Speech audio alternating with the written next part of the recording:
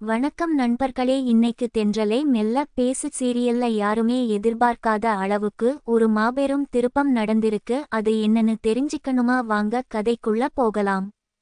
Episode ஆரம்பத்துல பாத்தீங்கன்னா நம்ம வருணோட அம்மா உட்கார்ந்து பணத்தை எண்ணிட்டு இருக்காங்க. அப்போ நம்ம தென்றல் ரொம்ப அமைதியா சோகமா வராங்க. இதை பார்த்த வருணோட அம்மா ரொம்ப நக்கலா பேசுறாங்க.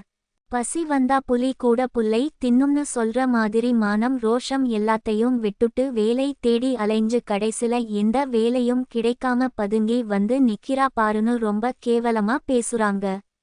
ஆனா நம்ம தென்றல் சும்மா இருப்பாளா? அவளுக்குள்ள இருக்கிற கோபம் நெருப்பா கொதிக்குது. சிங்கத்தோட மேல எலி ஏறி விளையாட கூடாது அத்தைன்னு ரொம்ப கெத்தா பதிலடி கொடுக்குறாங்க. அது மட்டும் இல்லாம தண்டபாணி கிட்ட வாங்குன கடனை வட்டியோட நான் அடைப்பேன், எனக்கு அந்த தன்னம்பிக்கை இருக்குன்னு முகத்துக்கு நேரா சவால் விடுறாங்க. அடுத்த நாள் காலையில விடிஞ்சதும் நம்ம தென்றல் எழுந்து வராங்க. வீட்ல யாரையும் காணோம். சரி, வேலைகளை பாப்போம்னு தண்ணி குடத்தை தூக்கும் போது திடீர்னு அவங்களுக்கு மயக்கம் வர்றா மாதிரி இருக்கு. நெஞ்சை பிடிச்சிட்டு வாந்தி எடுக்குற மாதிரி ரொம்ப நாடகமா நடிக்கிறாங்க. இதை பார்த்த வருண் பதறி போய் என்னாச்சுன்னு கேக்குறான். உடனே வருணோட அம்மா இதெல்லாம் அவளோட புது நாடகம், அவ சும்மா நடிக்கிறான்னு சொல்றாங்க. ஆனா அப்போதான் நம்ம தென்றல் ஒரு பெரிய குண்டை தூக்கி போடுறாங்க. நேத்து ராத்திரி எனக்கும் வருணுக்கும் முதலிரவு நடந்துச்சு, நான் இப்ப மாசமா இருக்கேன்னு சொல்றாங்க. இதை கேட்டதும் வருணுக்கு தலையே சுத்துது. அம்மா, நான் நேத்து நல்லா குடிச்சிட்டு வந்து படுத்து தூங்கிட்டேன், எனக்கும் இதுக்கும் எந்த சம்பந்தமும் இல்லை, இவ போய் சொல்றான்னு வருண் கோபமா கத்துறான். ஆனா தென்றல் உடனே நேத்து ராத்திரி கிழிஞ்சு போன அவளோட சுடிதாரை ஆதாரமா காட்டுறாங்க. இதை பார்த்ததும் வீட்ல இருக்கிற எல்லாரும் அதிர்ச்சியில உறைஞ்சு போயிட்டாங்க. வருணோட அம்மா இதெல்லாம் சுத்த போய் இவ பெரிய பித்தலாட்டக்காரி, இப்போவே இவளை ஆஸ்பத்திரிக்கு கூட்டிட்டு போய் செக் பண்ணி பாப்போம்னு சொல்லி எல்லாரும் ஆஸ்பத்திரிக்கு கிளம்பி போறாங்க.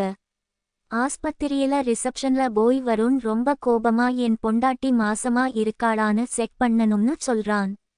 அப்போ கூட நம்ம தென்றல் ரொம்ப கூலா அமைதியா இருக்காங்க. வருணுக்கு ஒரு பக்கம் குழப்பம், ஒரு பக்கம் பயம், என்ன நடக்க போகுதுன்னு தவிச்சிட்டு இருக்கான். இந்த எபிசோட்லயே ரொம்ப எமோஷனலான மற்றும் மிகப்பெரிய ட்விஸ்ட் என்னன்னா, நம்ம தென்றல் உள்ளே டாக்டரை பார்க்க போறது தான். உள்ளே போன தென்றல் டாக்டர் கிட்ட நான் மாசமா இல்லை, ஆனா மாசமா இருக்கேன்னு நீங்க ஒரு போய் சொல்லணும்னு கண்ணீரோட கெஞ்சி கேக்குறாங்க.